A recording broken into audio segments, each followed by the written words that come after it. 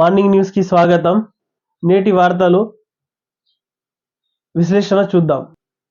వెలుగు తీసుకుంటే లోక్సభలో స్మోక్ అటాక్, స్మోక్ క్యాన్లతో పొగ రిలీజ్ చేసిన దుండగులు, ప్రజాభవన్లో బట్టి క్యాంప్ ఆఫీస్, డిప్యూటీ సీఎం అధికారుల నివాస కేటాయింపు, ధరణి సంగతి తేల్చుదాం, 10 రోజుల్లో రిపోర్ట్ ఇవ్వండి, రెవెన్యూ ఆఫీసర్లకు సీఎం రేవంత్ రెడ్డి ఆదేశం. స్పీకర్గా గడ్డం ప్రసాద్ ఏకగ్రీవం, నేడు బాధ్యతల స్వీకరణ. 2 లక్షల రుణమాఫీ ఎట్లా చేస్తారో చూద్దాం, కేటీఆర్ అంటున్నారు. 5వ పేజీలో ఇది.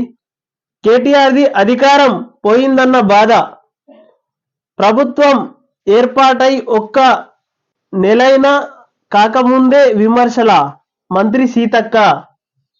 కొత్త టీం వచ్చాకే కొలువుల భర్తీ, ఇప్పటికే టీఎస్పీఎస్సీ చైర్మన్ రాజీనామా, అదే బాటలో మెంబర్లు.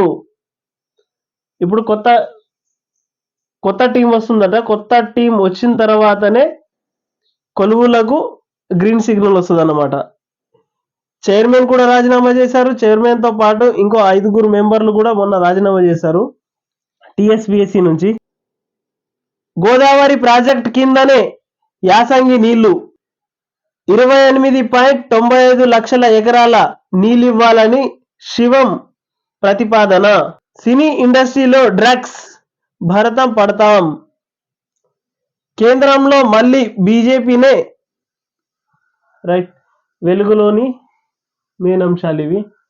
నెక్స్ట్ ఇక్కడ తీసుకుంటే ఓల్డ్ సిటీ నుంచి ఎయిర్పోర్ట్ కు మెట్రో లైన్, దళితుల దగ్గరే తక్కువ భూమి, అర్జునకు హుస్నాముద్దీన్. 12వ పేజీలో ఇది. రైట్, ఓవరాల్ గా వెలుగులో ఇది. నెక్స్ట్ సాక్షికి వస్తే లోక్సభకు పొగ, కలకలం రేపిన 2 వ్యక్తులు, విజిలెన్స్ పాస్పోర్ట్లతో గ్యాలరీలోకి. ఫార్మా సిటీ స్థానంలో మెగా టౌన్షిప్, రేవంత్ రెడ్డి అంటున్నారు ఫార్మా సిటీ స్థానంలో మెగా టౌన్షిప్ అని. 10 రోజుల్లో నివేదిక ఇవ్వండి, దివ్యాంగులకు దేశం రుణపడింది, 2 రోజుల్లో 2 లక్షల రుణమాఫీ ఏమైంది. రైట్, కేటీఆర్ అంటున్నారు రుణమాఫీ ఏమైందని. సార్ ఆగండి, మీ నాన్న అంటే కేసీఆర్ గారే గతంలో 1,00,000 రూపాయలు చేస్తారని సంవత్సరాలు పోయినాయి, ఇప్పటిదాకా కాలేదు. కొలువు తీరి కనీసం ఒక వారం 10 రోజులు కూడా కాలేదు. ఇప్పుడు మీరు రుణమాఫీ 2 లక్షల ఏకకాలం ఏమైందంటే ఎట్లా సార్? కొద్దిగా ఓపిక పట్టాలి.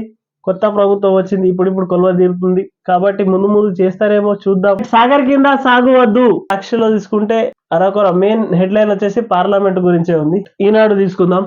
లోక్సభలో తీవ్ర అలజడి, సందర్శకుల గ్యాలరీ నుంచి సభలోకి దూసుకొచ్చిన 2 దుండగులు, 3 అంచెల భద్రత కళ్ళు గప్పి.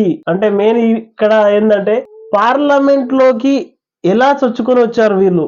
ఏ పాస్ అంటే వీళ్ళ దగ్గర ఏ పాసులు ఉన్నాయి, విఐపి పాస్, వివిఐపీలు ఉంటారు. వీళ్ళ 4 చోట భద్రత ఉంటది. ఈ భద్రతని దాటుకుంటూ లోపలికి రావడం అంటే సామాన్య విషయం కాదు. ఇది భవిష్యత్తులో జరగనివ్వం. పార్లమెంట్ పై ఉగ్రదాడి ఘటనకు 22 ఏళ్లు. భూ వివాద పరిష్కారానికి కమిటీ, కోనేరు గంగారావు తరహాలో ఏర్పాటు, 4 అంచెల వ్యూహం, రోడ్డు ప్రమాదాలకు కళ్లెం. 18న హైదరాబాద్ కు రాష్ట్రపతి రాక, సభాపతిగా గడ్డం ప్రసాద్ ఏకగ్రీవం. రాయదుర్గ శంషాబాద్ మెట్రో ప్రాజెక్టుకు నిలిపివేత. 9వ పేజీలో ఉంది. మేడిగడ్డను మళ్లీ పరిశీలిస్తాం, ఇజ్రాయెల్ కు ఎదురు దెబ్బలు. మిలిటెంట్ల ఆకస్మిక దాడుల్లో 9 మంది సైనికుల మృతి, మరో చోట మరొకరికి మరణం. పౌర మరణాలపై అమెరికా అధ్యక్షుడు బైడెన్ హెచ్చరిక, అంతర్జాతీయ ఒంటరి అవుతారని స్పష్టీకరణ. 13వ పేజీలో ఒకే ప్రాంగణంలో శాసన మండలి, 6 గ్యారంటీలకేది చట్టబద్ధత. ఓవరాల్ గా ఈనాడులో కూడా. నమస్తే తెలంగాణ. పొగసూరిన పార్లమెంటు భద్రత, లోక్సభలోకి చొరబడ్డ దుండగులు పొగ వదిలి బీభత్సం. రైట్, నమస్తే తెలంగాణలో పొగసూరిన పార్లమెంటు భద్రత, లోక్సభకి చొరబడిన దుండగులు పొగ వదిలి బీభత్సం. భూ వివాదాలపై కమిటీ, కోనేరు గంగారావు కమిటీ తరహా ఏర్పాటు. ధరణి సమగ్ర నివేదిక అందించండి, సమీక్షలో సీఎం రేవంత్ రెడ్డి ఆదేశాలు.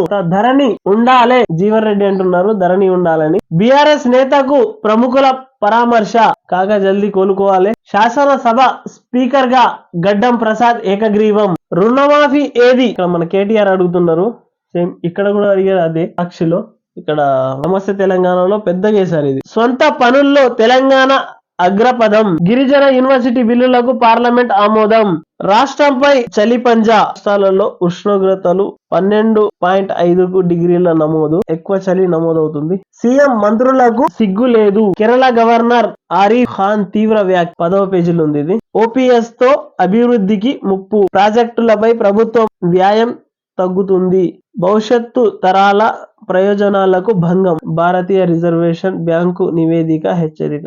ఇక్కడ మనకు 7వ పేజీలో ఉంది. ఈ రోజు పత్రికలో మెయిన్ గా పార్లమెంట్ లో జరిగిన దాడిపైనే ఎక్కువగా ఫోకస్ చేసిన ఈ రోజు. ఒక నిరుద్యోగి ఉంది, ఆమె నీరజ అని. ఆమెకు ఎవరైతే డాక్టరేట్ పట్ట ఇచ్చారో వాళ్ళే ఆమెకు ఉద్యోగానికి రాకుండా తీవ్ర ప్రయత్నాలు చేస్తున్నారు.